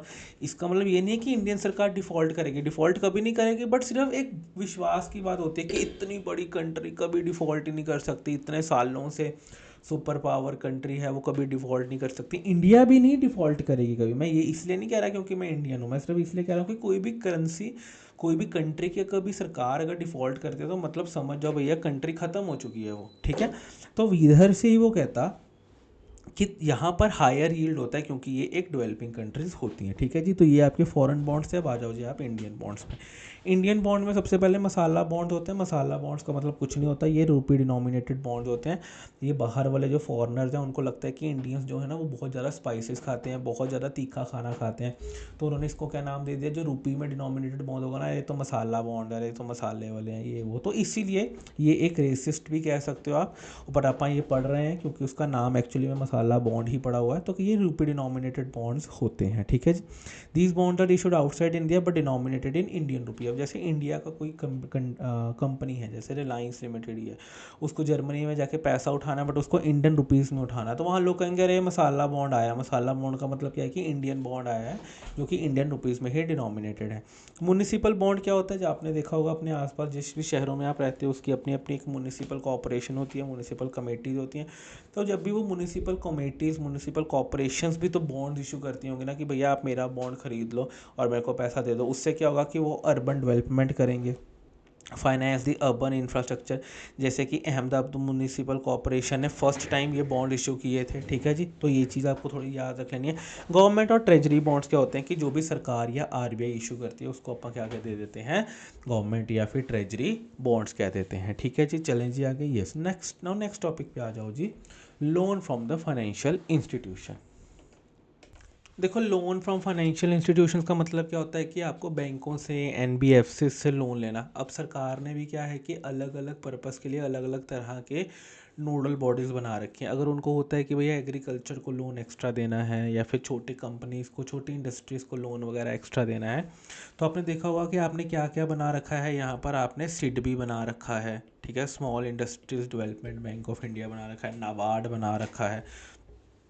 तो ये सारे क्या हैं जहाँ से आपको ये सारे लोन मिलते हैं, जैसे इंडस्ट्रियल फाइनेंस कॉरपोरेशन, ये सारे अगर आप देखोगे तो आपको क्या बना के रखा है सरकार ने, अलग अलग तरह की फाइनेंशियल बॉडीज़ बना रखी हैं। एलआईसी है, यूनिट ट्रस्ट है, IRBI है, इसमें कहते हैं industrial reconstruction bank of India. तो ये सारी चीज़ें सरकार ने बना रखी हैं, ठीक है। अगर आप चाहो तो इनसे लोन ले सकते हो। हाँ, जो बैंक्स हैं HDFC, ICICI, ठीक है, एक्सिस, तो उनसे भी आप लोन ले सकते हो, ठीक है जी। तो ये आपकी नेशनल, याद करने की, रट्टा मारने की कोई ज़रूरत नहीं है इनको नामों को, सिर्फ यहाँ ये याद रखो कि एक नेशनल एजेंसीज भी होती हैं।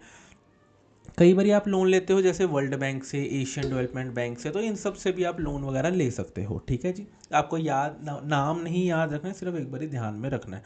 फिर आ जाता है जी आपको loan from the commercial bank. Commercial bank क्या होगा, जैसे कि HDFC, ICICI, एक्सिस बैंक, तो ये सारे कमर्शियल शेड्यूल्ड बैंक्स होते हैं, ठीक है जी। वहाँ से भी आप अपना लोन ले सकते हो, चाहे आपको लॉन्ग टर्म चाहिए या शॉर्ट टर्म चाहिए। ब्रिज फाइनेंसिंग क्या होता है, ब्रिज फाइनेंसिंग को एक बार समझ लेते हैं। जैसे कि फॉर एग्जांपल मेरे को एक प्लांट लगाना है, 10 सालों के लिए मेरे को लोन चाहिए। अब उस लोन की फाइल को अप्रूव होने के लिए उन्होंने कहा है कि भैया 2 महीने लग जाएंगे, ठीक है जी। तो आप बड़े आराम से बैठो, 100 करोड़ का लोन था। अब जैसे अगर मैं 100 करोड़ का लोन ले जाऊँ, आपको लगता है कि जो आपके घर के आसपास की कोई ब्रांच है वो 100 करोड़ का लोन दे देगी? कभी भी नहीं देगी। उसका अप्रूवल आता है हेड ऑफिस से, कई बार प्रॉपर ऊपर से हेड ऑफिस से, मुंबई से अप्रूवल आता है। तो उस चीज़ को 2 महीने लग जाते हैं आते आते अप्रूवल। तो इंसान कहता है कि यार मैं आज यहाँ पर हूँ, 2 महीने लग जाएंगे, तो मैं काम करो भैया, मैं 2 महीने काम थोड़ी रोक के रखूँगा। तो मैं काम करो, तो मेरे को ना ये शॉर्ट टर्म के लिए कोई लोन दे दो, ब्रिज बनाओ। ब्रिज क्या होता है कि एक छोर से दूसरे छोर पर जाने के लिए, तो मैं काम करो, मेरे को इन 2 महीनों के लिए कोई लोन दे दो, ताकि मैं एटलीस्ट अपना लेंटर वेंटर, कोई निया कुछ फाउंडेशन तो रखूँ ना अपने फैक्ट्री की जाकर। तो कहता है जो इस पर्पस के लिए, ताकि जब तक लोन अप्रूव होके आएगा तब तक मेरे को लोन चाहिए, तो उस टाइप की फाइनेंसिंग को बोल दिया जाता है ब्रिज फाइनेंसिंग। जब आपने दो नीड्स के बीच में ब्रिज बना दिया तो इसको बोल दिया जाता है क्या, ब्रिज फाइनेंसिंग, ठीक है जी। ओके हो गई जी बात, यस ओके हो गई जी बात। आगे आ जाओ जी। Loan from the commercial bank, यहाँ पर क्या आ गया, loan from the commercial bank में कहता commercial bank provides the long term as well as the short term loan, ठीक है जी। तो ये आपको लिख दिया, ब्रिज फाइनेंसिंग आपने पढ़ लिया। नेक्स्ट इंपॉर्टेंट आ जाता है जी आपका वेंचर कैपिटलिस्ट फाइनेंसिंग। अब आपका स्टार्टअप है, ठीक है जी। यहाँ पर क्या होता है कि स्टार्टअप्स में, मैंने आपको बताया था कि स्टार्टअप में सबसे पहले पैसा कौन देता है, एंजल देते हैं। उसके बाद आते हैं जी आपके वेंचर कैपिटलिस्ट। वेंचर कैपिटलिस्ट कौन होते हैं वो लोग जो कि न्यू हाईली रिस्क बिजनेसेस में पैसा लगाते हैं। वेंचर कैपिटलिस्ट क्या है, जो इक्विटी और डेट लेते हैं। जैसे कि जोमेटो या फिर एंजल वाला, एंजल फाइनेंसर तो वो होता है कि जो बिल्कुल ही आइडिया पर पैसा लगाए, जो कि इंसान पर लगाए कि यार चल मेरे को इंसान ठीक लग रहा है, चल पैसा लगा देते हैं। वेंचर कैपिटलिस्ट क्या होता है कि जो थोड़ा सा स्टेज के बाद आता है, जैसे साल 1.5 साल थोड़ा बहुत रेवेन्यू हो रहा है, बट अभी भी स्टार्टअप ही है, अभी भी उसमें बहुत ज़्यादा रिस्क है, अभी भी उसकी फिजिबिलिटी पर बहुत ज़्यादा क्वेश्चन मार्क है कि भैया ये कैसे हो पाएगा।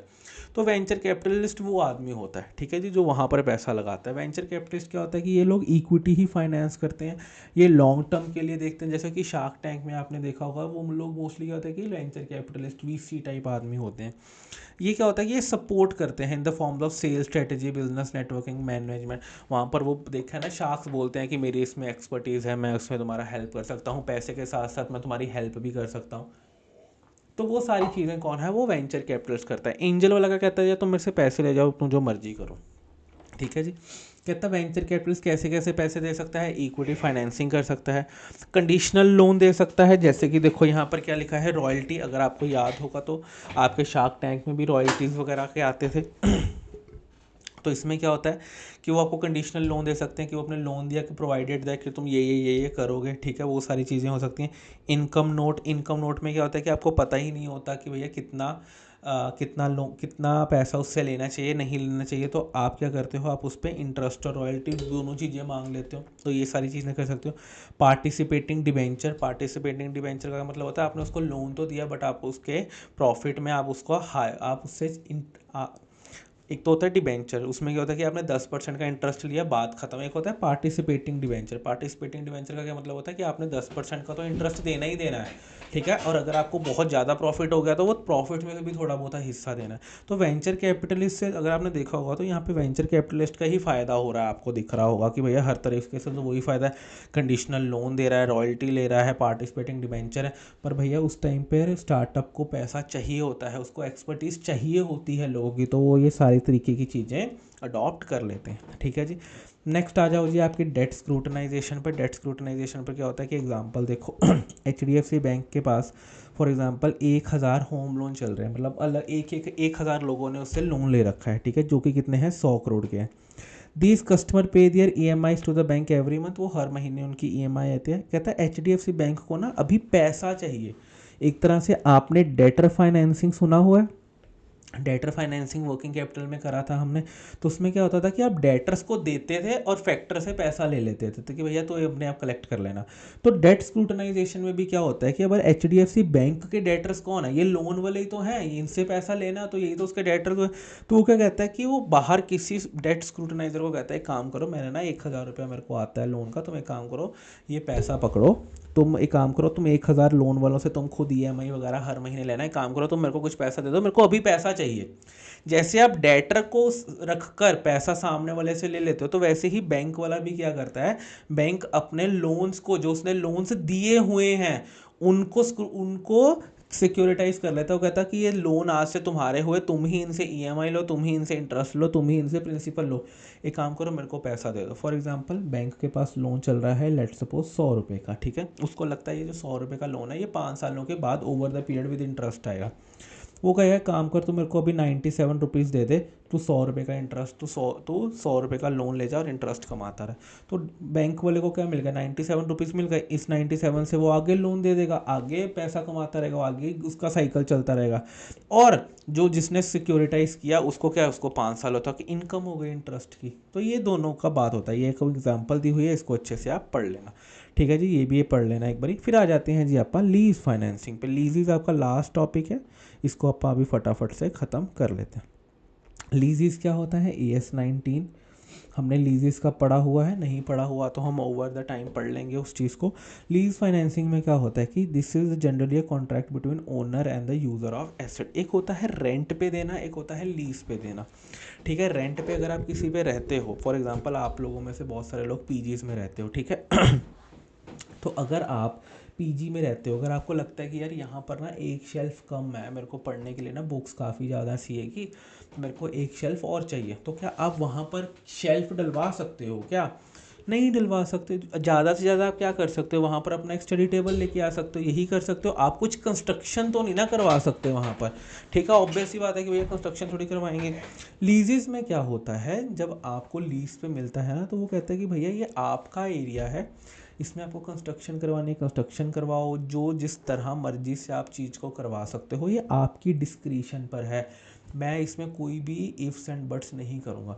इस तरह की सिचुएशन तब अराइज हो पाती है जब दोनों धीरों को पता है कि यार ये कम से कम 1.5 2 4 5 साल तो रहेगा, तभी वो कंस्ट्रक्शन करवाएगा, तभी वो अलाउ करेगा। तो लीजेस मोस्टली क्या होता है कि ये थोड़ा लॉन्ग टर्म पर्सपेक्टिव से होता है, रेंट जो होता है वो थोड़ा कम पर्सपेक्टिव से होता है। जैसे आपका PG आपको पता है वो 7 8 10 महीने बच्चा रहने वाला है, जब तक CA इंटर की प्रिपरेशन कर रहा है, उसके बाद तो वो घर चला जाएगा। बट जैसे कि आपने जहाँ पे भी आप कोचिंग इंस्टीट्यूट में पढ़ते होगे, आपने देखा होगा कि वो मोस्टली कोचिंग इंस्टीट्यूशंस क्या होते हैं, रेंट पर होते हैं। तो वो क्या होते हैं, वो लीज पे होते हैं। अब देखा होगा कि कोचिंग इंस्टीट्यूशन ने अपने हिसाब से क्लासरूम्स बनाए होते हैं, अपने हिसाब से सब कुछ करा होता है। तो वो सारी चीज़ें कैसे पॉसिबल हो पाती हैं, जब उन्होंने एक लीज में एंटर किए होते हैं। इसमें एडवांटेजेस क्या होता है, सबसे पहले लीज पे लेने there is no immediate cash outflow. अब जैसे कोचिंग इंस्टीट्यूट है, उसको अगर कोचिंग इंस्टीट्यूट शुरू करना है तो उसको जगह खरीदने की ज़रूरत नहीं पड़ती, ठीक है, वो लीज पे लेके भी काम चला सकता है, उसको एकदम से उसका कैश आउटफ्लो कैपिटल एक्सपेंडिचर के फॉर्म में नहीं होता। Funds are not blocked in the fixed asset, क्या आपने फिक्स्ड एसेट में फंड्स ब्लॉक्ड नहीं है, अगला वर्किंग कैपिटल में भी यूज़ कर सकता है। कहता है it can be arrange more quickly as compare to bank finance. अगर आपको फॉर एग्जांपल मैं कहता हूँ ज़मीन खरीदनी भी पड़ेगी, उसके लिए आपको लोन लेना पड़ेगा। लोन लेने के लिए वही आपको एप्लीकेशन डालो, ये डॉक्यूमेंट दो, वो डॉक्यूमेंट दो, वो सारी चीज़ें करनी पड़ेगी। तो वो वर्सेस लीज एसेट, आपको किराए पे लीज पे कोई भी एसेट मिल जाता है, जल्दी से जल्दी मिल जाएगा। तो ये सारे 3 बेनिफिट्स हो गए आपके लीज फाइनेंसिंग के। डिसएडवांटेज क्या हो गया? कहता है asset is brought then the business can claim the expense on depreciation and the interest on the borrowing. कहता अगर तुम फॉर एग्जांपल तुम लीज ना करते, मैंने कहा चलो ठीक है नहीं करते। कहता तुम एसेट खरीदते, हमने कहा बिल्कुल खरीदते। कहता उस एसेट के लिए लोन लेते, हमने कहा बिल्कुल लेते। कहता उस लोन पे जो आप इंटरेस्ट पे करते उसका खर्चा मिलता आपको, और जो आपने एसेट खरीदा उसकी डेप्रिसिएशन मिलती है। मेरे को बताओ क्या ये बेकार बात नहीं है डिसएडवांटेज में लिखने के लिए? है ना। कहता तो अगर तुम लीज पे ना लेते तो एसेट खरीदते, एसेट की डेप्रिसिएशन का पी&एल लेते। अब तो तुम यहाँ पे डेप्रिसिएशन का पी&एल ले ही नहीं पा रहे। हाँ हाँ हाँ। और सेकंड, तुमने लोन लिया और तुम लोन लेते, लोन का इंटरेस्ट बुक करते, और बुक करने की वजह से तुम्हारा प्रॉफिट कम हो जाता। बट जब तुमने लीज पे ले लिया तो तुम उसका इंटरेस्ट का खर्चे ही नहीं बुक कर रहे। अरे क्या बेकार बात है भाई, ये क्या डिसएडवांटेज है? कभी डिसएडवांटेज नहीं आएगा आपको, एडवांटेज अगर आएगा तो आएगा। ठीक है जी। नेक्स्ट आ जाओ, there are 2 types of lease arrangements. कौन से हैं? Finance lease and operating lease. Finance lease और ऑपरेटिंग लीज क्या होता है, ये बड़े अच्छे से आप समझेंगे। हो सकता है कि आपको पेपर में भी ये डिफरेंस आ जाए। फाइनेंस लीज क्या होता है? देखो मेरे पास एक फॉर एग्जांपल ये माइक है, ठीक है। मेरे ये माइक ना बहुत महंगा आता है, तो मैंने क्या किया कि यार ये ना मैं ख़रीदता नहीं, मैं लीज़ पे ले लेता हूँ। मैंने कहा ठीक है। मैं माइक वाले के पास गया, मैंने कहा यार तुम लीज़ पे दे दोगे, मैं ख़रीद तो नहीं सकता। कहता ठीक है सर। अब मैंने उसको कहा, क्या मैंने कहा यार जब तुम ये माइक मेरे को दोगे ना, तो इसको ना तुम मेरे हिसाब से, मेरी हाइट के हिसाब से, मेरे बैठने के पोस्टर के हिसाब से इसको कस्टमाइज़ कर दो। तो उसने इसको कस्टमाइज़ कर दिया, ठीक है। तो इस जो माइक की लाइफ होती है ना, वो 5 साल होती है, मोटा मोटी 5 साल इसकी लाइफ होती है। और ये जो माइक उसने बनाया, ये उसने मेरे हिसाब से कस्टमाइज कर दिया कि ये सिर्फ अभी ना सिर्फ मैं ही, मेरे लिए ही है ये माइक, और कोई मतलब इसको ना यूज़ कर ही नहीं पाएगा। मैंने उसको ये माइक ले लिया 4 साल के लीज टर्म पे, ठीक है। अब मेरे को खुद बताओ, 5 साल इस माइक की लाइफ है, ठीक है। इस माइक की लाइफ कितनी है? 5 साल की इसकी लाइफ है। उसमें से 4 साल तो मैं ही यूज़ करूँगा, और मेरे अलावा कोई ये माइक यूज़ कर भी नहीं सकता। तो मेरे को एक बार बताओ, एक तरह से क्या मैं इस माइक का ओनर ही नहीं हो गया? बस ये मेरे नाम पर नहीं है माइक, बाकी सब कुछ तो मेरा ही है, ऐसा ही हो गया। ऑपरेटिंग लीज में क्या होता है कि मैं ये माइक जैसे पड़ा था मैं वैसे ही उठा के ले आया। ऑपरेटिंग लीज एक तरह से आपका रेंट ही होता है, जैसे नॉर्मल रेंट होता है ना। अब आप पीजी में जाते हो, ठीक है। अब आपने कहा मैं ये पीजी तो ले लूँगा, बट ये जो वॉशरूम है ना ये छोटा है, आप थोड़ा सा चेंज करवा दो इसको, मेरे हिसाब से कस्टमाइज करा दो। कहते हैं ना ऐसा कुछ नहीं होगा, लेना है लो, नहीं तो भागो यहाँ से। तो बट ये माइक में क्या हुआ, ये माइक में मैंने अपने हिसाब से कस्टमाइज़ करवाया, मेरे हिसाब से माइक है। और जितनी टाइम ये माइक की लाइफ है, ऑलमोस्ट उतना ही टाइम मैं ये माइक भी यूज़ करने वाला हूँ। तो क्या मैं ये कह सकता हूँ कि माइक एक तरह से मेरा ही है, मेरे अलावा कोई और इसको यूज़ भी नहीं कर सकता? बिल्कुल ये मैं चीज़ कह सकता हूँ। अब फाइनेंस लीज क्या हो गया? जैसे आप लोग पीजी में गए, पीजी में आपने कहा आंटी ये थोड़ा वॉशरूम छोटा है, ये वॉशरूम चेंज करो, उसने करवा दिया। उसने क्या कहा? कहता देखो ये जो पीजी की अब लाइफ रह गई है ना, इस बिल्डिंग की लाइफ, ये सिर्फ रह गई है 5 साल। आपने कहा कोई बात नहीं, मैं आज फाउंडेशन में हूँ, जब तक मेरी सीए नहीं होती मैं यहीं पर ही हूँ। तो आपने कहा मैं 4 साढ़े 4 साल तो इधर ही हूँ, आप टेंशन मत लो। तो एक तरह से क्या आपने वो पीजी फाइनेंस लीज पे ले लिया, जितनी लाइफ उस पीजी की थी उतना ही ऑलमोस्ट टाइम आप यूज़ कर रहे हो। उसमें जो कंस्ट्रक्शन करवाई है वो आपने अपने हिसाब से कंस्ट्रक्शन करवा ली है। तो इसका मतलब क्या हो गया कि वो जो चीज़ है वो एक तरह से वो मेरी ही है, बट मेरे नाम पर नहीं है। ये डिफरेंस होता है फाइनेंस लीज में और आपके ऑपरेटिंग लीज में। ऑपरेटिंग लीज क्या होता है? एक तरह से आपका रेंट ही होता है, बाकी ज़्यादा चीज़ आपको AS 19 में समझ आ चुकी होगी, और बाकी अगर नहीं आएगी तो AS 19 में आपको समझ आ जाएगी। ओके हो गए। फाइनेंस लीज में क्या होता है कि रिस्क एंड रिवॉर्ड जो भी होते हैं वो सारे, अब इसमें क्या होता है कि एक लेसर होता है लीज में, और एक लेसी होता है। एक कौन होता है? लेसर होता है, और एक कौन होता है? लेसी होता है। लेसर कौन होता है? जो लीज पर देता है। और लेसी कौन होता है? जो लीज पर आपके आर्टिकल को लेता है। ओके हो गई जी बात। जो लीज पर देता है और जो लीज पर लेता है, इसको हो गया आपका लेसर और लेसी। तो ये फाइनेंस लीज और ऑपरेटिंग लीज का डिफरेंस है। क्वेश्चन आ सकता है इसमें से, तो आप इसको अच्छे से बिल्कुल पढ़ के जाएंगे। ओके हो गई जी बात। लेसर फाइनेंस लीज और ऑपरेटिंग लीज का कर ही लेते हैं। चलो यार, ये आपका डिफरेंस। सबसे पहले वो क्या कह रहा है, कहता था risk and reward incident to the ownership are passed to the lessee. अब देखो, ये माइक का ओनर एक तरह से कौन है? 5 साल इसकी लाइफ है, 4 साल मेरे पास रहने वाला है, इसका कस्टमाइजेशन मैंने अपने हिसाब से करवाया हुआ है, तो इसका ओनर कौन है? मैं एक तरह से मैं ही हो गया ना। बट कागजों में अभी भी इसका ओनर कौन है? लेसर है। मैं कौन हूँ? मैं लेसी हूँ, क्योंकि मैंने ये लीज पर ले रखा है। इसका वैसे अगर मैं देखूंगा तो इसका जो टाइटल है, जो ये किसके नाम पर आज भी कागजों में बोल रहा होगा? लेसर के कागजों में बोल रहा होगा। पर अगर मैं देखूं तो इसका जो risk and reward incident to ownership है वो किसके पास चला गया? वो लेसी के पास चला गया। आगे वो क्या बोलता है, अब जैसे ऑपरेटिंग लीज में है, अब आपके पीजी का ओनर कौन है? आपकी पीजी वाली आंटी है। लीगली भी वही ओनर है, वैसे भी वही ओनर है, तो इसमें दिखा हो तो lessee is only provided the use of the asset. आपको सिर्फ पीजी यूज करने के लिए दिया गया है। कोई जो उसके ऊपर रिस्क है, अब जैसे आपके अगर पीजी के बाहर बिजली की तारें हैं तो उसका ठीक कराने का जिम्मा किसका? पीजी वाली आंटी का, क्योंकि उसको इसका ही सारा रिस्क है। अगर उस पीजी के नीचे फॉर एग्जांपल सोना निकल आए तो वो किसका होगा? वो पीजी, तो वो जो उसका अगर पीजी के नीचे अगर कोई सोना निकला है तो वो भी किसका होगा? पीजी वाली आंटी का ही होगा। ठीक है जी। तो जो रिस्क एंड रिवॉर्ड किसका है? वो सारा का सारा लेसर का ही होता है। Lessee bears the risk of obsolescence. Lessee risk of obsolescence का क्या मतलब होता है? डेप्रिसिएशन वगैरह, ये कौन बियर करता है? लेसी बियर करता है। और ऑपरेटिंग लीज में कौन बियर करता है? लेसर। सर ऐसे कैसे? ये ऐसा होता है, देयर इज सम आरओयू एसेट जो क्रिएट होता है, ये आप अकाउंटिंग में सीखोगे या फिर आप सीख के आ चुके होगे। ठीक है जी। The lessor is interested in his rentals and not in the asset. अब लेसर को इस माइक से कुछ लेना देना है क्या? वो कहता है यार देखो, मैंने आपको दे दिया, आप मेरे को बस आप मेरा लीज रेंट देते रहो, मेरे को और कुछ लेना देना नहीं है इस माइक के साथ। आप जो मर्जी करो, 5 साल की लाइफ है, 4 साल आपके पास है, मैं 1 साल रख के भी क्या करूँगा? आप करो इसका जो करना है।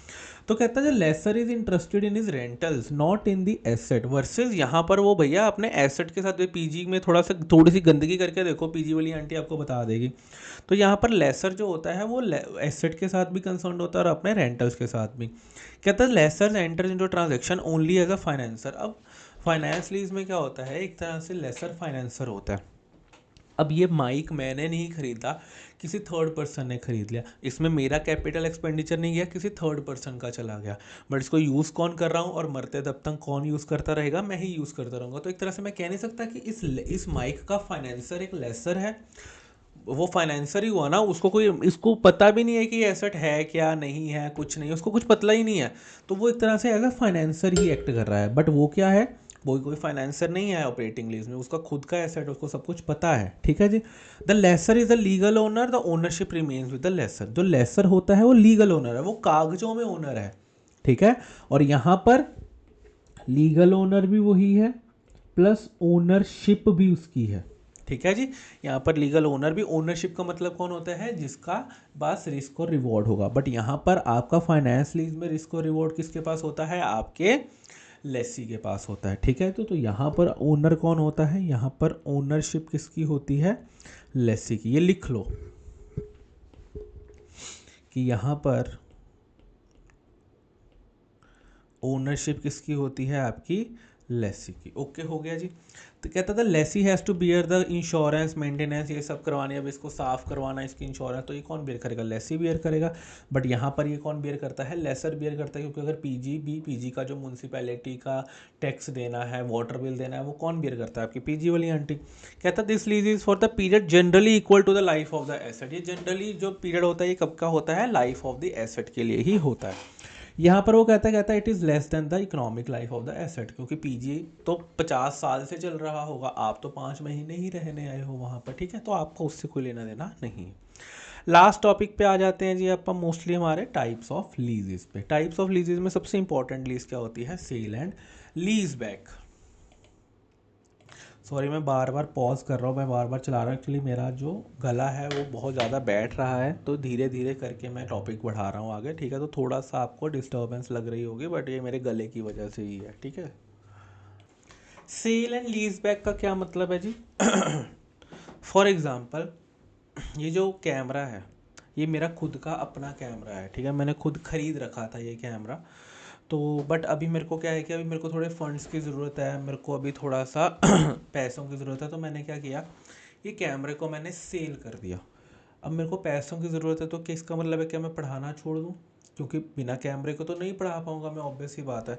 तो मैं सामने वाली पार्टी को क्या, मैं ऐसा आदमी पकड़ूंगा जिसको इस कैमरे की ज़रूरत नहीं है, बट वो सिर्फ इस कैमरा में इन्वेस्ट करना चाहता है। मैं उसको क्या कहूँगा, मैंने कहा भाई साहब एक काम करो, आप ये कैमरा खरीद लो। उसने कहा ठीक है। आप मेरे को पैसे दे दो। उसने कहा ठीक है चलो।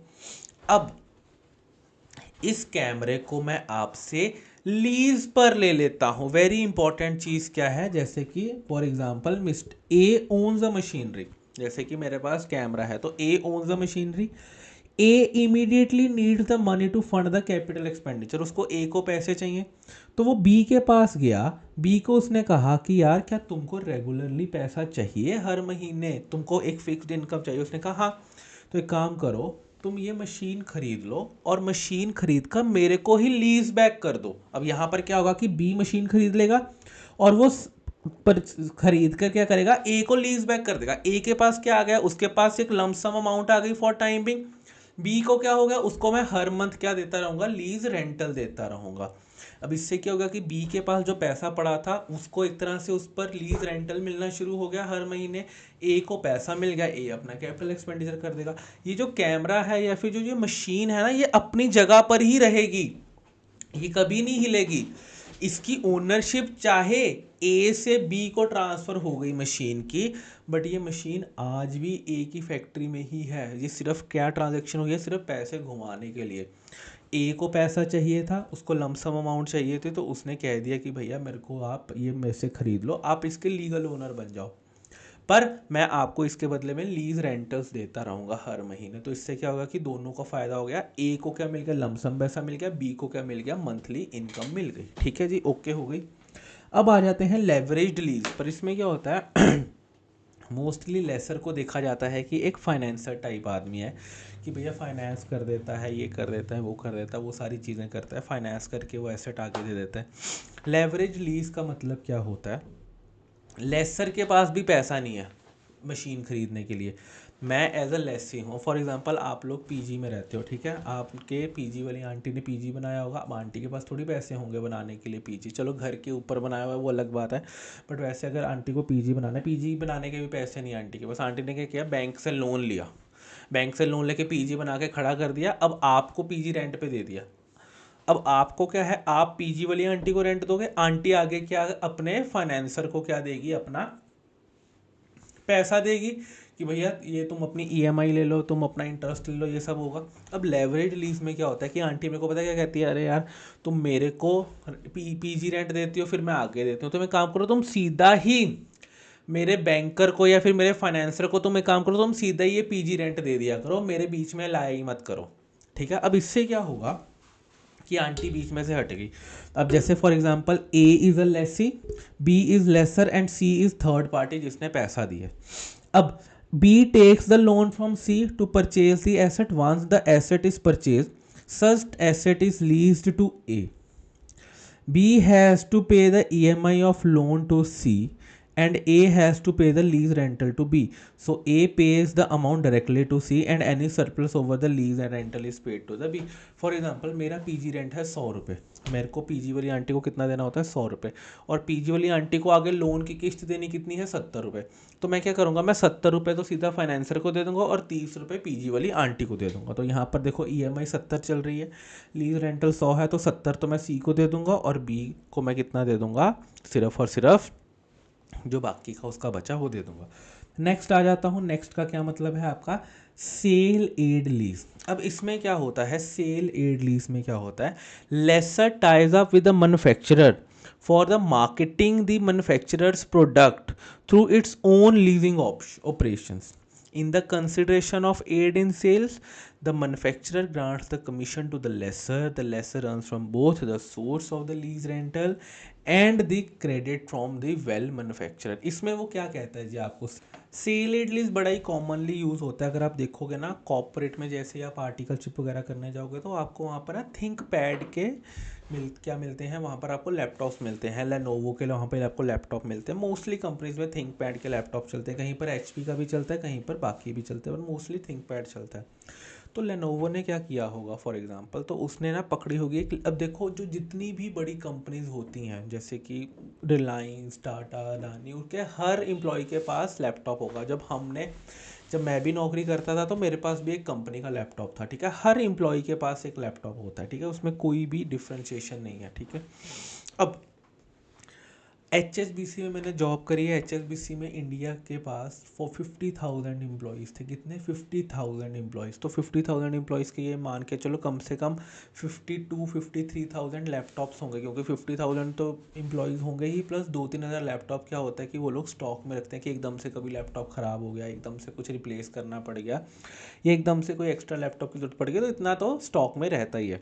आपको क्या लगता है HSBC ने 52,000 जो अपना लैपटॉप होगा वो खरीदा होगा? आप खुद सोचो, 50,000 का भी एक लैपटॉप होगा मिनिमम, और 50,000 लैपटॉप भी खरीदे होंगे, तो कितना वर्किंग कैपिटल, कितना पैसा उसका लैपटॉप में ब्लॉक हुआ होगा। तो अभी क्या होता है कि मोस्टली कंपनीज जिनको इतने सारे लैपटॉप की जरूरत होती है वो ना लीजिंग कंपनी को पकड़ती हैं। उनको कहते हैं कि भैया तुम अपना लैपटॉप दो मेरे को, ठीक है, मेरा एम्प्लॉय चलाएगा, सब कुछ करेगा, और फिर जब एम्प्लॉय छोड़ के जाएगा तो लैपटॉप ले जाना। अब उस लैपटॉप ख़राब हो, चले, रिपेयर करवानी है, सब करवाना है, वो सब किसकी जिम्मेदारी होती है? वो लीजिंग कंपनी की जिम्मेदारी होती है। इससे क्या होता है कि HSBC के एक तो पैसा ब्लॉक्ड नहीं रहता फिक्स्ड एसेट में, प्लस कल को कोई मेंटेनेंस है, कोई सर्वर करना है, कुछ टेक्निकल जो भी करवाना है वो सारा कंपनी की सिरदर्दी है। HSBC is nothing to do with that. अब यहाँ पर सेल एंड ईड लेस क्या से आ जाता है। फॉर एग्जांपल लेनोवो वाले ने वैसे ही एक लेसिंग कंपनी को अप्रोच किया। उसने कहा एक काम करो, तुम्हारे पास बड़ी बड़ी कंपनी आती है ना लैपटॉप मांगने को, कहता हाँ तुम मेरा लैपटॉप आगे कर दिया करो, मैं तुमको कमीशन दूंगा, तो मैं तुमको क्रेडिट दूंगा, मैं तुमको अपना लैपटॉप लीज पे देता हूँ, तुम आगे उसको सब लीज कर दो, तुम आगे जाके कंपनी को लीज पे दे दो। तुम एक काम करो, तुम ये लैपटॉप मेरे से ले जाओ, अगर आपको कभी भी लैपटॉप रिप्लेस करवाना है, कुछ करवाना है, तो I am there, I can help you with that. अब इस केस में क्या हुआ, अब मैन्युफैक्चरर को क्या हो गया, वो कहता है यार मेरा लैपटॉप मार्केट में जाएगा तभी लोग दोबारा खरीदेंगे, तुम एक काम करो, तुम मेरा लैपटॉप वाया लीजिंग ही दो, लोगों को पता लगेगा कि लेनोवो का लैपटॉप है, इतना अच्छा लैपटॉप है, तो लोग दोबारा जब खुद पर्सनल यूज़ के लिए होगा तो खुद खरीदेंगे, ठीक है। तो अब इस केस में क्या होगा कि एज अ मैन्युफैक्चरर या एज अ डीलर मैंने किससे अप्रोच किया? लेसिंग कंपनी को अप्रोच किया कि तुम एक काम करो, तुम अपने कस्टमर्स को मेरा लैपटॉप आके दो। अब जो लेसिंग कंपनी है उसको क्या बेनिफिट होगा? एक तो सबसे पहले वो HSBC से अपना लीज रेंटल लेगी, प्लस लीज रेंटल लेगी लेसी से, और क्रेडिट लेगी from well customer, from manufacturer से भी अपना कमीशन लेगी। उसको कहेगी भैया मैंने तेरा लैपटॉप आगे किया, मेरे को कुछ कमीशन दो। वो कहता है ठीक है। नेक्स्ट आ जाते हैं लास्ट तरह का, close ended and open ended. अब जैसे मैंने आपसे बात करी कि इस माइक की लाइफ कितनी है, 5 साल है, मैं इसको कितना यूज़ करने वाला हूँ, 4 साल के लिए मैं इसको यूज़ करने वाला हूँ।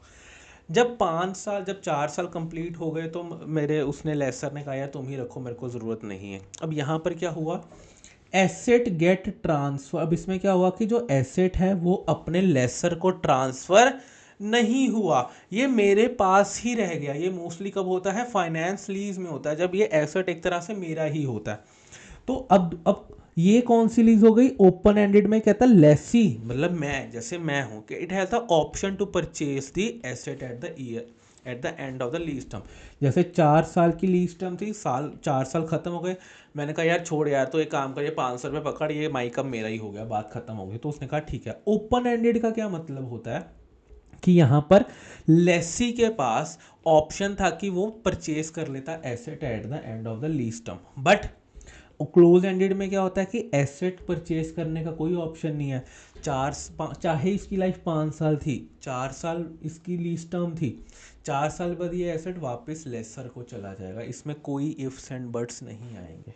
ओके हो गई जी बात। तो ये आपकी टाइप्स ऑफ लीज खत्म हो गई। लास्ट में क्या आ जाता है जी आपका short term sources of finance. Trade credit क्या होता है? जैसे आप अपने क्रेडिटर से ट्रेड क्रेडिट मांगते हैं ना, क्रेडिट पीरियड मांगते हैं, भैया 30 दिन में पैसा दे दूंगा, 40 दिन में पैसा दे दूंगा, तो वो ये हो जाता है। एक्रूड एंड अनडेफर्ड, ये हो आपका जो आपकी अनअर्न्ड इनकम होती है, ये आपका एसेट होता है। एडवांस फ्रॉम द कस्टमर, आप कस्टमर से ले लेते हो। इंपॉर्टेंट यहाँ पर क्या है आपका कमर्शियल पेपर और certificate of deposit. Certificate of deposits क्या होते हैं, ये आपकी एफडीज होती हैं। तभी यहाँ पर देखो सबसे कम कितनी होती है, 7 दिनों की एफडी होती है, ठीक है जी। कमर्शियल पेपर क्या होता है, कई बार ये आपको क्वेश्चन सीधा ही पूछ लेता है, कमर्शियल पेपर के बारे में बताओ। कमर्शियल पेपर क्या होता है, ये एक मनी मार्केट इंस्ट्रूमेंट होता है। मनी मार्केट क्या होता है, जैसे कि आपकी स्टॉक मार्केट होती है, स्टॉक मार्केट में क्या होता है, ऑप्शंस, फ्यूचर्स, डेरिवेटिव्स, ये सारे चलते हैं। तो ये सारे इंस्ट्रूमेंट्स किसके होते हैं, ये स्टॉक मार्केट के होते हैं। एक होती है मनी मार्केट, वहाँ पर क्या होता है मनी मार्केट में, अब जैसे कंपनी है उसको 7 दिन के लिए ही पैसा चाहिए सिर्फ। अब जैसे रिलायंस जैसी कंपनी है, या फिर मोस्टली बैंक्स हैं, बैंक्स को क्या होता है कि उनको ना शॉर्ट टर्म फंडिंग की ज़रूरत चाहिए होती है। जैसे सिर्फ एक रात के लिए पैसा चाहिए, कल पैसा आ जाएगा, तो वो लैंडिंग एक दूसरे के साथ करते रहते हैं। अब मैं बैंक से पैसा नहीं ले रहा, अपन एक दूसरे से लैंडिंग कर रहे हैं, कमर्शियल पेपर।